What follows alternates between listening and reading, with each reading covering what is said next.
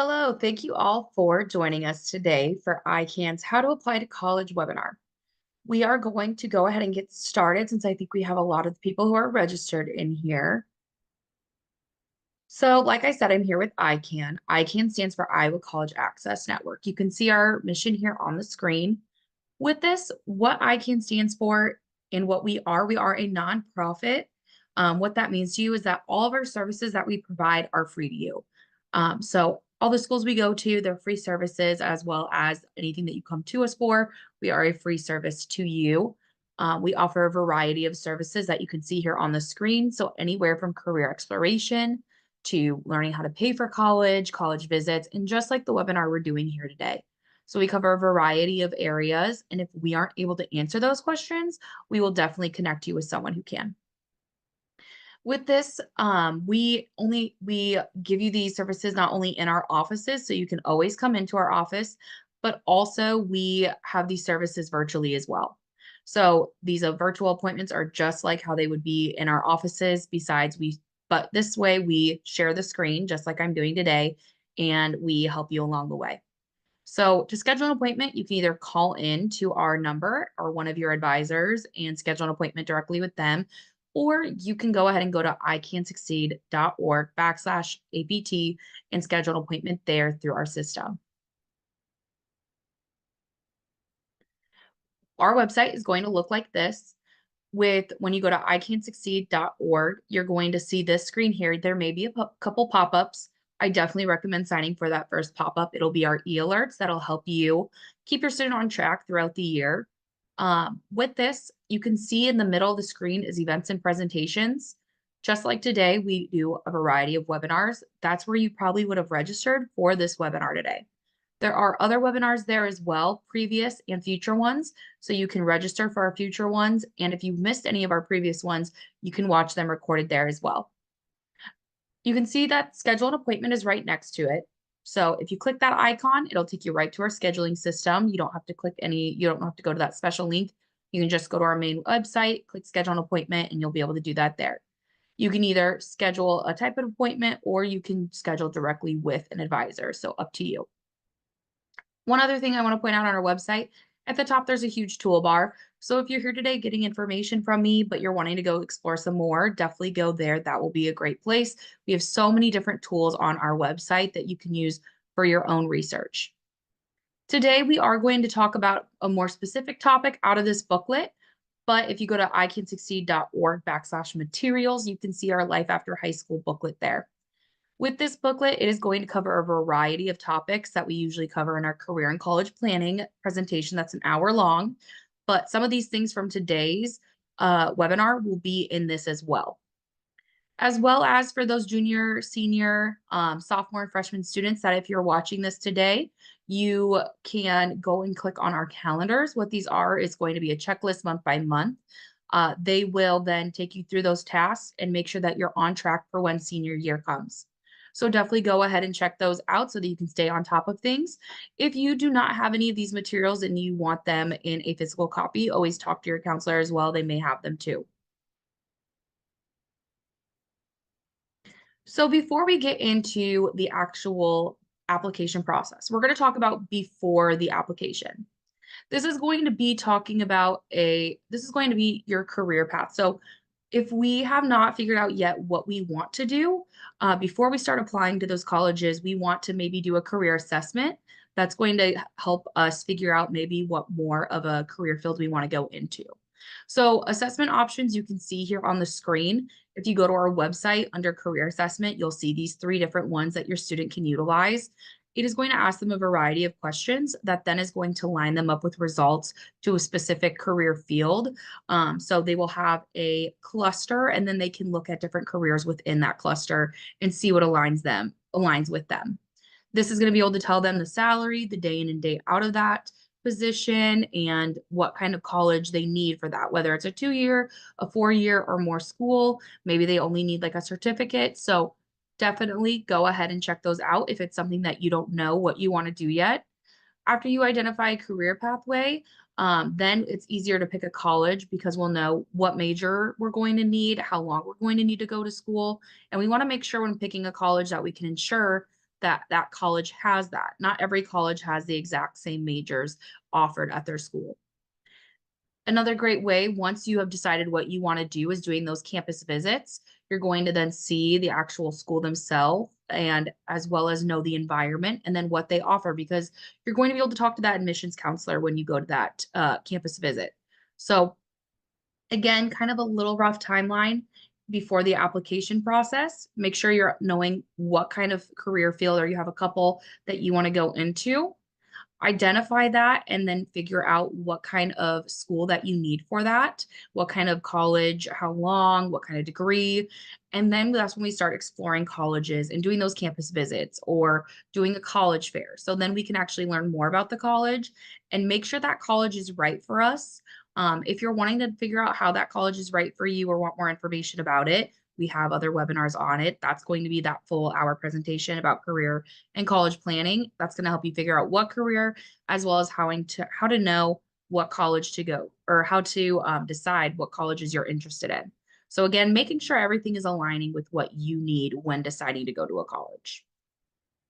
Before the application, we might also need a couple other things. That could be looking like taking an ACT or SAT. You can see the dates here on the screen for the senior class of 2025. With these, what is important about this? I know not each school is, you have to have an ECT or SAT score. They may be optional for the admission process, but make sure you're talking with your admission counselors through that college. Each college is a little bit different, what they require, as well as it's going to help place you in certain classes.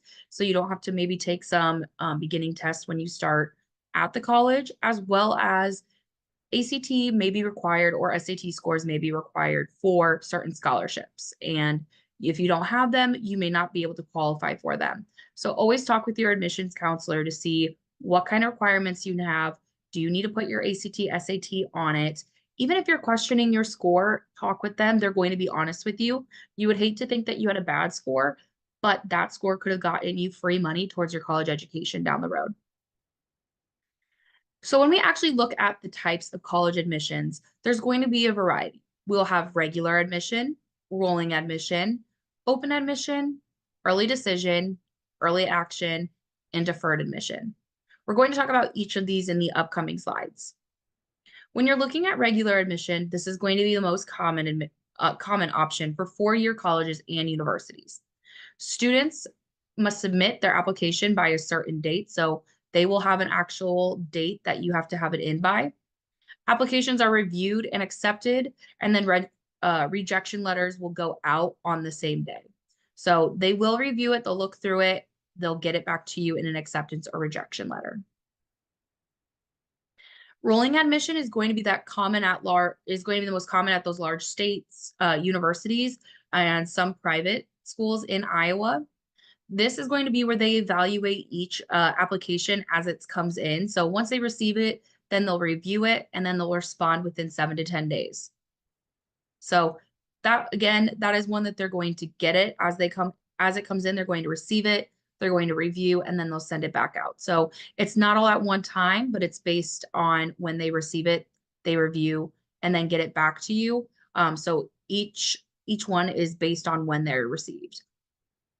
Open admission is going to be typically community colleges, online, and distant learning programs offered by with their admission program. Open admission means that nearly all high school graduates or people who obtained a GED will be admitted. So it's that basic college requirement. As long as you meet those requirements of having a high school diploma or a GED, you will be accepted into the school. You'll have to take a placement exam to be determined where you're at in the academic level as well to be placed in classes. When it comes to an early decision application, students will agree to attend the school where they're accepted, and you can't apply to any other college or university. So it's going to be that you have to make that decision, but again, how it says early. So it's, you make this agreement, you are going to the school, and you can't be applying to any other schools after you accept that. This decision is binding, so get advice from your school counselor and talk it through with your family to see if you're going to apply for that early decision. So it can be kind of a confusing process. Talk to the admissions counselor, talk to your school counselor, and see what's best for you. Early action is is like early decision. You're applying to the top choice school, but it's not binding. So it's a little bit easier going. So you can apply early action. Oop, I see that we have a question in here. One second. So you can apply to early action to more than one school.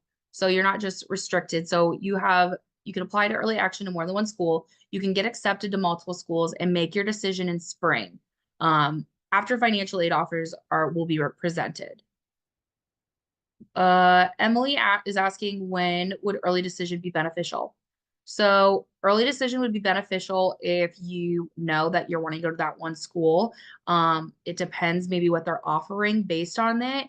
It also may depend on your major or program, whether it's beneficial or not. So again, it's something I would work out by looking at what it's for and then talking with your counselor about it.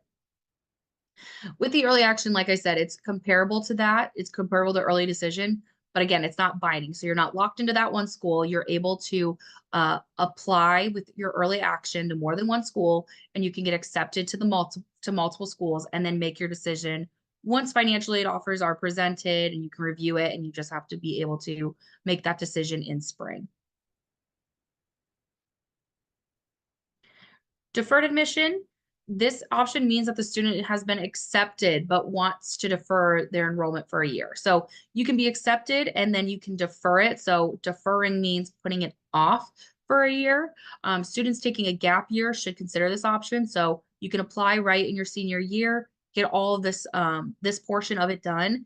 And then if you're needing a year to maybe go do things, if you're wanting to work and make money before you go, you can then defer your application. So it's there, it's ready for you to come back that next year. With admission in Iowa, most colleges are going to do that rolling admission. Applications become available in that mid-July before senior year. So you can start filling them out in summer and in fall. We want to make sure that you are applying early. So ideally is this time of year right now. That's why we're having this webinar. So before Thanksgiving time, we want to make sure that we're getting those applications in, we're getting them done so they can process them and we can get that information back, whether we've been accepted, so we can start having these conversations with our family. We can maybe go visit another time if we need to, and we can have a lot of conversations with that admissions counselor and looking and getting ready for financial aid season before everything else starts hitting us with senior year. Once a student has applied and been accepted, again, they will get that information about scholarships, financial aid, housing, etc. So when you do apply, like I just said, you get a lot of information. That is why we want to start applying now if you haven't, so you can get accepted and start comparing those scholarships. We can start comparing that financial aid once like the FAFSA comes out. But also know and compare housing, what those prices for housing is. Getting that housing information done, it's giving you more of a leeway so you're not getting down to crunch time to then having to ask those questions and talk to counselors or that admissions rep. When we are looking at applying, making sure we're making a list. So we want to compile a list of no more than 10 schools. We're reaching out to school when we're comparing this list, we have a few different options. We have like a reach school, probably school, and likely school. So this list is going to be made up of those three kind of different options. So your reach school is going to be, you may be at a lower end of the average qualifications of students who are accepted. So it's those schools that you want to apply to, but maybe your academic or something like that, like activities, is really close to not meeting their standards. You want to have some that you are pushing for. So definitely still put those schools on your list. Then you have your probably schools in this list of 10 colleges that is going to be that you fall into that average set of qualifications. So when you are applying to the school, you are typically going to be accepted to it. You know that you have what you need, that you most likely would be accepted. Likely schools means easy, you're getting in. So you're going to apply, you know, you meet all requirements, just like those schools where it's you apply, as long as you have a high school diploma or GED, you're getting in. So you want to make sure if you're applying to schools that you have these types of schools and all of them on your list. You don't want to only apply to reach schools and then maybe not get accepted and have to start the whole application process again, or be too late to maybe apply to some other schools. When we are looking at with applications, there's an Iowa College application day or month. So with this, we participate in this event if off or please participate in this event if it's offered at your school. Iowa College Application Campaign is a part of a national effort to engage and inform students across the state about college application processes. So schools will put this on. You'll get one-on-one help from your school, your counselors, teachers, maybe college admissions representatives. So this is a great day that if your school has it to participate in, because they're going to make sure that your application is done correctly and in a timely manner, as well as they're going to give you tips and tricks. You're going to make sure that you have everything you need once you leave that place. So definitely recommend reaching out to your counselors, or maybe have an admissions rep that has one put on that you can definitely get that process done. And if you have any questions, they're right there to make sure you're getting it all done in a one-stop shop. Once it actually gets to your time, you're looking at your application, there's going to be a few different parts of it. There's going to be your basic personal information. So your name, date of birth, and then there's going to be a little bit more specific. So that's social security number, email address, making sure when we're filling this all out that you're not pertaining it to your school email address. When you graduate high school, you'll lose your email, most likely that summer or soon after graduation. So if you haven't already, making sure we're making a Gmail or some type of email account that we're going to be able to access once for the rest of our lives. So if we need to get that information, that we can. And on top of that, making sure it's also appropriate. So when you're putting this on your application, you're not embarrassed that school counselors or admissions counselors are seeing this. Social Security number is not required. DACA and undocumented can apply. So just know when you're looking at it, don't be intimidated by having that Social Security number question on there. Just talk with your admissions counselor. You'll also need a high school transcript. Someone asked would I would be able to get a copy of the presentation, ton of information to learn. So I can't send out any copies of this presentation like the physical one, but you can definitely go download any of our materials. This webinar will also be recorded. So it's being recorded technically right now, and then we will post it onto our website when it is complete. So tomorrow afternoon, it should be uploaded on there. So you are always more than welcome to look back and reflect on this webinar. Back to the parts of the application, that one that's going to be important is that high school transcript. Sometimes this can be the harder part of getting your application process done. So we want to make sure that we are getting this in, we're getting started on this. Once we apply, we're getting this sent over. It can look like a variety of ways, whether you send it electronically, whether your school sends it directly to the college. Talk with your admissions counselor, talk with your high school to see what they're requiring in that, or what the high school prefers. You're going to need your test scores. So your ACT or SAT test scores, you'll need that for your application. Some college applications might require an essay or a fee. Again, depending on the school, they're going to require different things. A lot of schools require everything that I just stated, that first part, maybe not an essay. Letters of recommendation may be a requirement as well. So making sure you have those ready for you. With applying, if you're starting to apply now, if you need a letter of recommendation and you don't have one, you're going to have to wait and then get those letter of recommendations to be able to do so. So when we are going ahead and getting ready for this application process, or even tonight, start creating a list of people who you can reach out to for a letter of recommendation. That can look like a teacher. It can look like anyone in athletics, like a coach, as someone who is in charge of your activities, your extracurriculars, maybe an employer, maybe a trusted like family friend. You need letters of recommendation for some of your applications, but you'll also need it for scholarships down the road. So it's not a bad thing to start making that list and asking people if they'd be willing to write one so you can have those in your back pocket when you need them. In some applications, there may be an interview process where you have to go to the school and interview with someone higher up. So always make sure if that is something you need to schedule, you get on that and you're timely with it, and practice. Don't just go into an interview blind.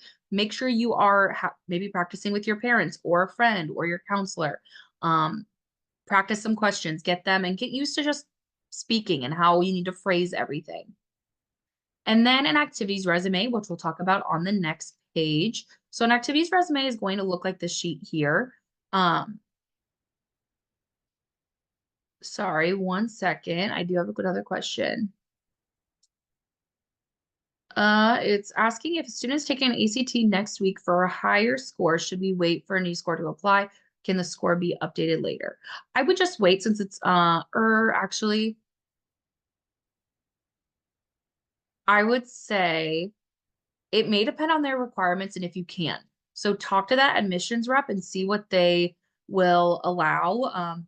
Sometimes what you put down on that application is how it holds. So if they're trying to wait to see if they get in a higher one and the school says what's on the application is what it is, you may want to wait to see that score so then you can apply with that score. Some schools may let you change it, but I'd be interested to see what they say. So I would definitely reach out to the school and see what their application process is like. And if down the road you can update it, but if you can't, maybe you do want to wait until you get that new score. So when we're looking at activities resume, this may be something that your colleges ask about.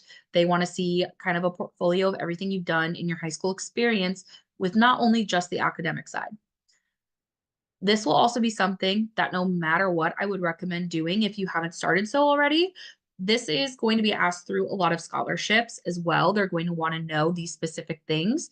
And what's nice about it is when you have this, you can easily just attach it and keep updating it throughout the year. But it'll save you about 20 minutes on each application. You can just say, see attached PDF, see attached activities resume, or you can print it off if you have to mail something in. So it's a great resource to have. It's going to cover that education information, your school activities, community involvement, employment, and any other awards and honors. So you're going to summarize those things in there. And then you're also going to list what years you have done them. So even though your student may have not done them from freshman to senior year, that's okay. They have still done those. They deserve credit for it. So with that, if they only did it freshman year, they can put grade 9. That's completely okay, but make sure you're listing down what years they did do that. Another application, so looking at your college applications, there's going to be specific ones that you can just go to your school's website and apply right there.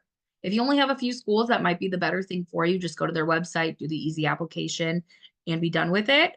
But Common Application is a great one as well. The Common App is going to be found at that website there. There's over 1,000 colleges that participate in it. What it's going to be is that this application your student fills out, and it's one application. And then you can select the schools that are a part of this process, and it gets sent out to all of those schools. So you fill it out one time and it can get sent out to multiple colleges. It uses the grid to ensure requirements are met for each selected school and no fees for registering. There will just be fees to send it. So you can register, you can start, but you don't have to actually do any fees until you actually send it off. There's also another one called the Coalition application. 150 colleges accept this application. So make sure if you're filling this out that you do talk to your college to make sure they actually accept it. It's a new college application platform. It's free to register and again, fees to send it. So something to check out. Again, to register, you're not going to have to pay anything, but if you do send it out, it will cost a certain fee. When it comes to the application process and we're thinking about athletics in college, this is going to be something that you want to talk to coaches about as well. If there's anything special that you need to do for being a college athlete, if you're wanting to be on a college team, you're going to not only have to talk to that admissions counselor, but also that college coach as well.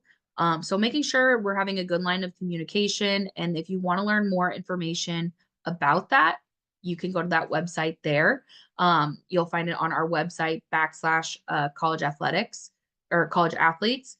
So there are specific things for some programs, but making sure that you're doing what's right. Or if you're applying to a few different types of these schools, that you are doing each step necessary.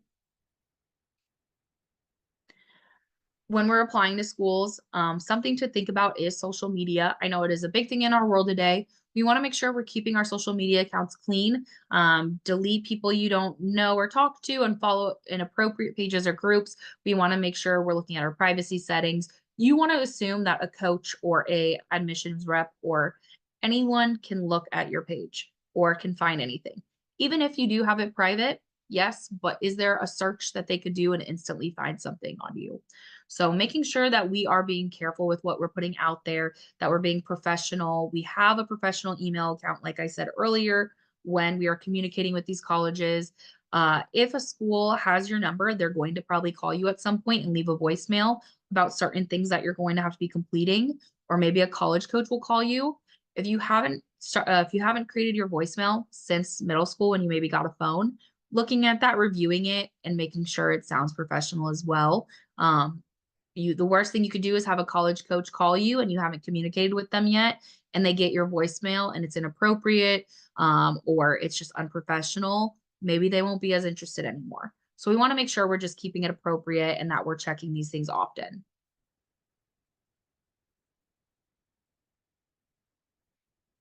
Okay, just double checking our chat box. We're still good.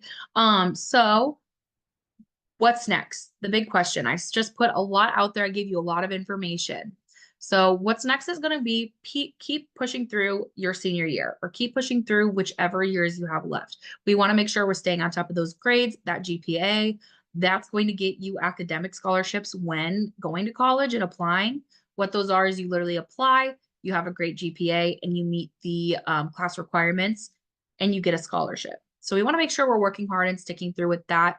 That's not only going to help us with scholarships, but also getting into those schools that we do want, as well as actual community scholarships down the road as well. When it comes to your senior year that you are filling out that FAFSA form before the college's priority date, each college is going to have a date that they require that FAFSA by to guarantee financial aid at their school. So making sure you're looking at that or checking our website to see when your school's is, and that you're getting that form completed for financial aid before that date. If you need any help with the FAFSA, you can definitely reach out to ICANN. We help people with it every single year, again, in person or virtually, and we'll get that done for you successfully. Students need to have applied and been accepted in order to receive financial aid. So if you're someone who maybe filled out a FAFSA, and if you're a senior right now, you still haven't because you can't. But in the year, if you maybe forgot to apply to the school and you put them on your financial aid offer, or if you put them on your FAFSA, you won't receive a financial aid offer until you've applied and been accepted.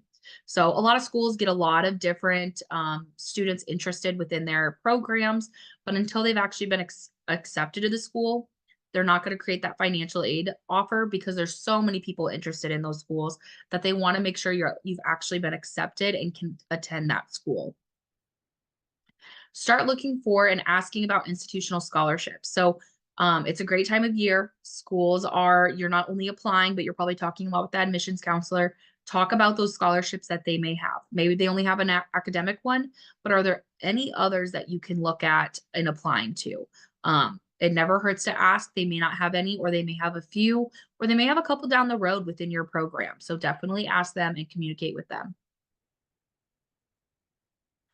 What's next continued on is going to be looking at your local scholarships. Community ones, especially for those seniors, are going to be the most important. They can have some in the fall, but a lot start going into December to May. So when we are looking at this, again, making sure we get that activities resume done. So we're one step ahead of those scholarships. That's what you can do right now. And then talking about your counselor to see what's coming up. Do they have a list already that you can start planning for and getting in your agenda? These scholarships are going to be the ones that you're most likely to get because they're community-based and not a lot of people are applying for them. So apply for as many as you can. Other things you can use is our scholarship database on our website. If you want to, like I said, sign up for those e-alerts on our website too. They are going to then remind you what kind of scholarships are coming up, when FAFSA is available, if anything changes with it, we're going to give you tips and tricks. So all great places to look at for resources on our website for not only scholarships, but financial aid time as well. When you get your FAFSA done and that's completed and financial aid offers start rolling in, making sure you're comparing those. If you need help with that, reach out to ICANN, but look at all of them. Don't just always look at that first price at a college. Apply to the ones that you are interested in and then compare what they're offering you. Some schools may be able to offer you more in scholarships or free aid than other schools. So definitely look at them, compare them, and see what's going to be the best fit for you. College decision date is May 1st. So making sure that we are doing this all timely. So hopefully we can make that college decision day by May 1. That way, then you can plan and get housing done and everything else if you haven't made a decision already prior to May 1. If you are interested in any of our upcoming webinars, I showed you our website. You can always go to that presentation webinar section and look at our recorded videos. Today we have that question if we could get a copy of this PowerPoint. So if you go to icansucceed.org/videos, you will be able to not only register for our future ones, but you could also watch this one today as well. I'll most likely have it posted by late afternoon tomorrow. So feel free to check it out then if you want to look back over it.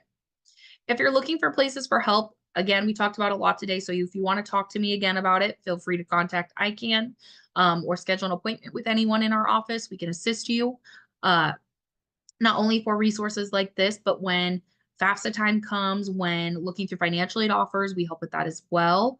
Always feel free to reach out to your school counselor. That's going to be the person that's closest to you. So talk to them, speak to that college admissions and financial aid office as well.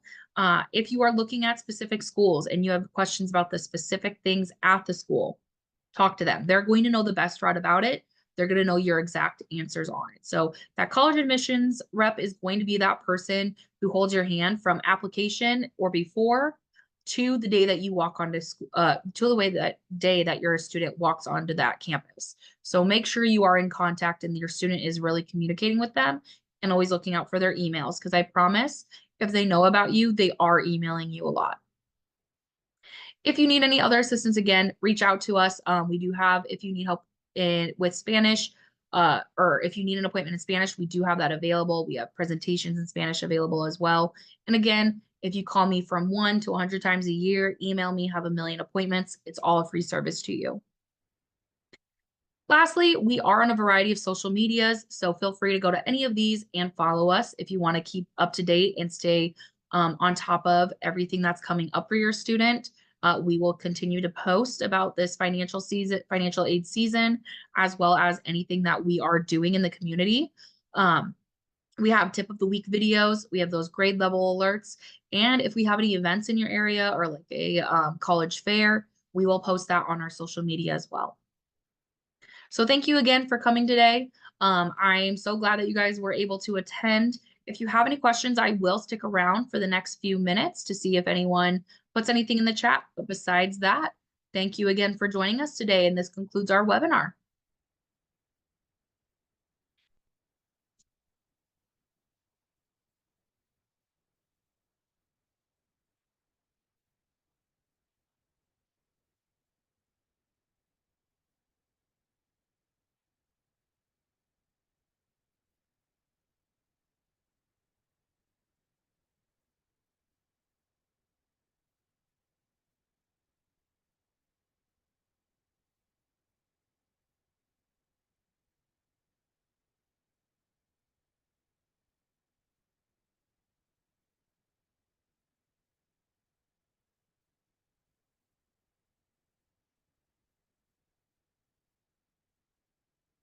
Okay, so I'm not seeing anything. I'll stay on another more minute, but I'm not seeing anything yet in the chat. Oh, here we go. What is the best way to get assistance with the FAFSA? I would recommend definitely using ICANN. We're going to be able to help you. You come into our office or virtual appointment over Zoom and we fill out the form for you. We'll ask you questions along the way. Normally it takes us, as long as you're prepared, we will have it done in under 30 minutes. So feel free to call us with any questions with that. I would recommend just utilizing us. A lot of people will do it themselves, which is fine, but we can get it done for you and we can get it easily done for you. Or if your school has any events, feel free to go to those events as well. You can always maybe utilize a CCTC at your school or counselor, but reach out to us and we'll help you.